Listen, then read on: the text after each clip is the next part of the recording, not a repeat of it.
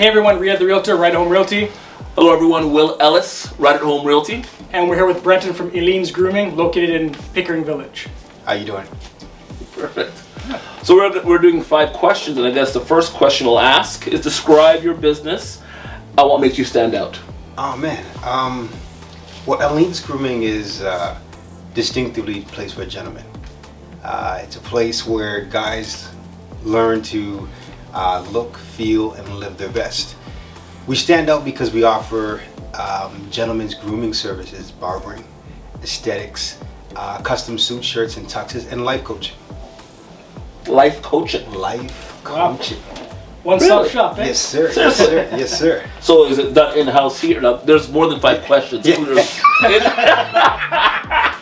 Stay in your limit. Is it done in-house here? Or? Yeah. We have an office upstairs that where we do like the life coaching, and we have a team now that does a bunch of stuff virtually as well. Wow, Yeah. that's amazing. Okay, so question number 2. Where are you originally from? And tell us a little bit about your story. Okay.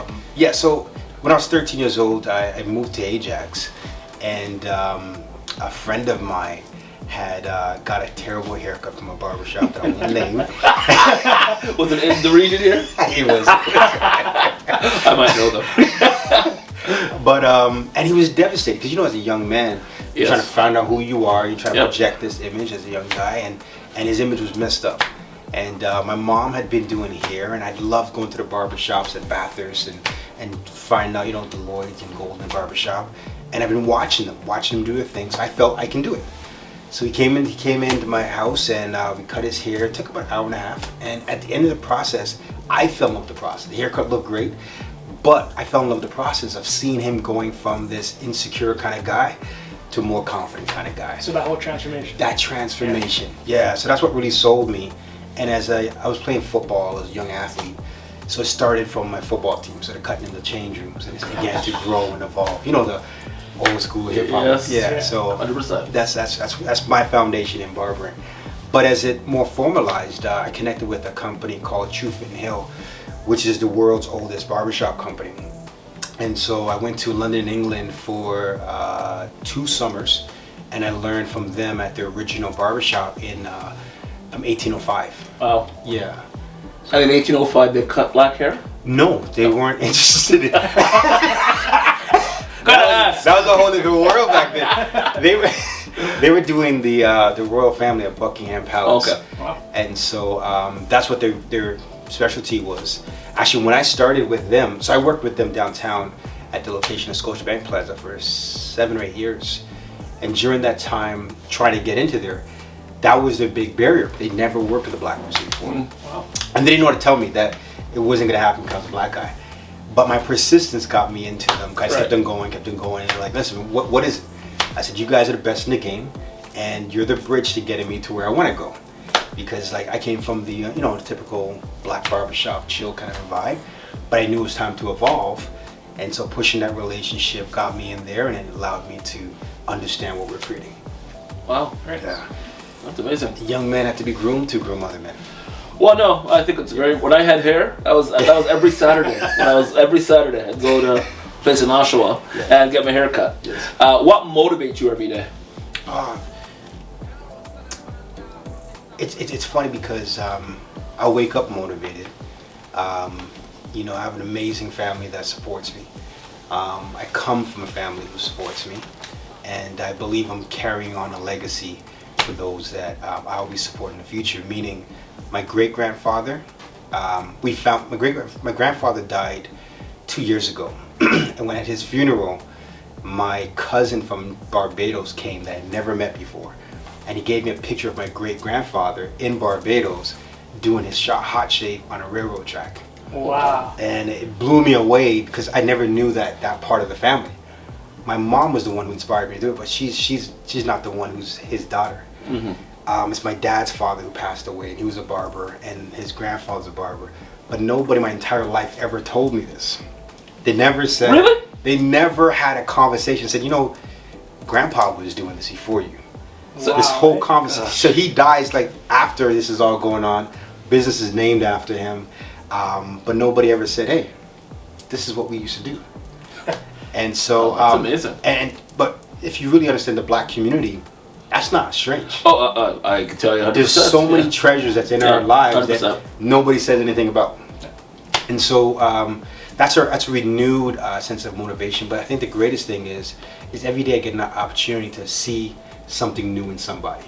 And so I'm on the journey with people as they're meeting the girl, they're gonna propose to the girl, they're gonna marry the girl, they're gonna have kids with the lady, blah blah blah.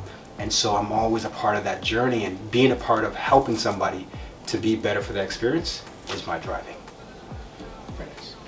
That's great. Love that. So what's your favorite local business? Oh man, well it depends what season I'm in. So right now, winter, coldest day of the year so far. Where are you going? Well, I say that because with COVID I had a sweet tooth. So eating became a thing for me. So, so along this trip here, my frequent place became the burger place down the street. Burger Shack. Burger Shack.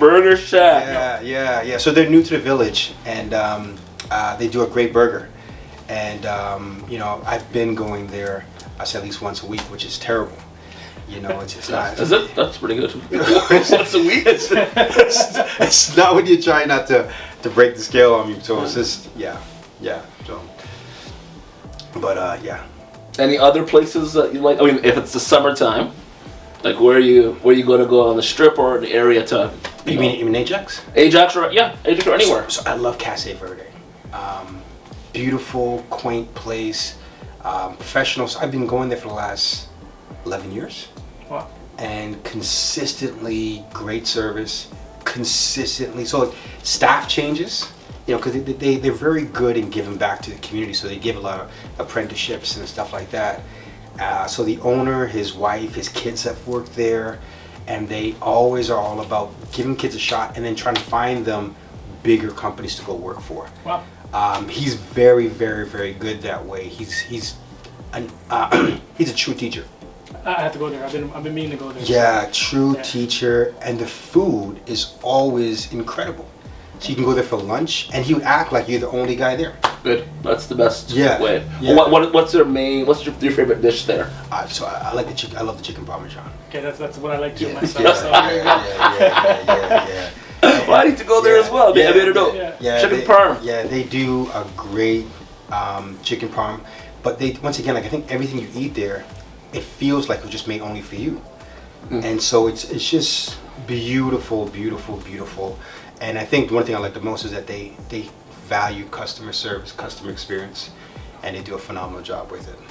Nice. So, That's fantastic.